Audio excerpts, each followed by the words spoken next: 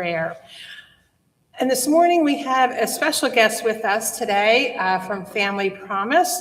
Roslyn Kuba is the Executive Director of Family Promise, and she's with us here today to share a great need that we have for the coming year. So, Roslyn, I invite you forward.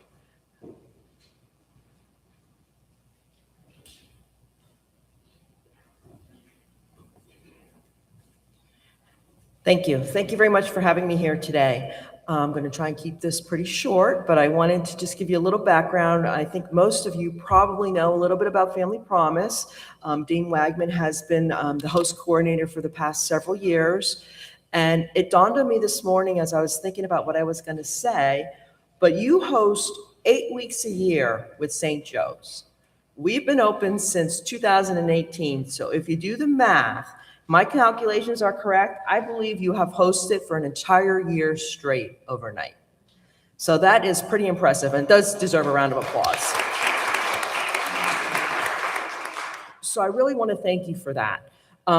If you don't know what Family Promise is, Family Promise started with one lady back in the 80s who was walking to work and ran into, her name was Millie, and she was a homeless woman. And Millie was hungry, and Karen Olson went in, bought her a sandwich, peanut butter and jelly sandwich, came out and handed her the sandwich. She went home and she told her 2 boys about it. And her boys were like, "Oh, Mom, let's go back this weekend. Let's do that." And they made some sandwiches and they went back. And then on Sunday, the boys went to school, to Sunday school, and told their congregation what they had done. And the church was like, "Oh, we could get involved in that." And the next thing you know, a whole movement was born. And this started with one person. So one person really is key. Family Promise in Lehigh Valley, again, opened its doors in 2018. The main thing we do is serve families. They have to have children under 18. They have to be housing insecure. And we do everything from the shelter program, which you're familiar with, to prevention services, to aftercare services, to diversion services. So we really have become an entire continuum of care thanks to the generous support of our congregations.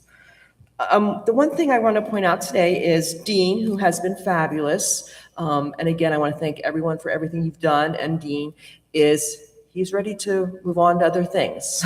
But he's very passionate about this ministry, as I believe most of this congregation is. And we do need a host coordinator or someone to coordinate his efforts. Now, what happens is Dean has been phenomenal. It's been unbelievable what he's done, and his heart and soul is in it. He calls me, we talk directly, and I do want you to know, whoever does this, you do have access to assistance. It doesn't have to only be one person. Filling Dean's shoes can be a little overwhelming, okay? So probably scaring a lot of you off.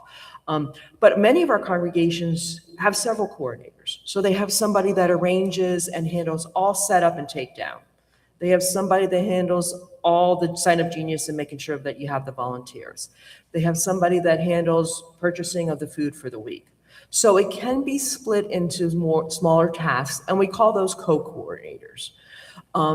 It's really important for us and Family Promise, because you are such a pillar since the day you began serving us. It would just be such a hole in our program if we lost this commitment, because we don't have anybody willing to step up to cover Dean, and Dean should not have to go on it. You have to be able to retire, because we don't want anyone signing on for life. So we work very hard to make sure that does not happen. So I just wanted to have a few minutes to talk to everybody, spread the word, think about it. You have a lot of support. There's over 37 congregations in the Lehigh Valley now that support Family Promise directly. And once a month or so, the coordinators get together and they talk about things. I'll be honest, to me, that's one of the most amazing things about the program.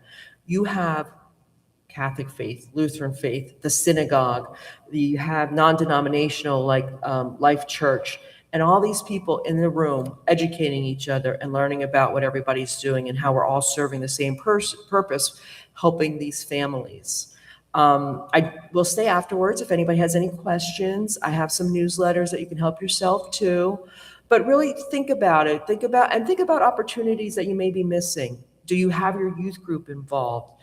What about your confirmation class? Can maybe the confirmands and their parents get involved? Are we really using all the possibilities and every avenue out there to provide what you need that week that you're serving? The 2 weeks, you do 2 weeks in a row because you work so well with St. Joe's. I have talked to St. Joe's. Their intent is to still be involved as well. So again, I just want to thank the opportunity to address you all.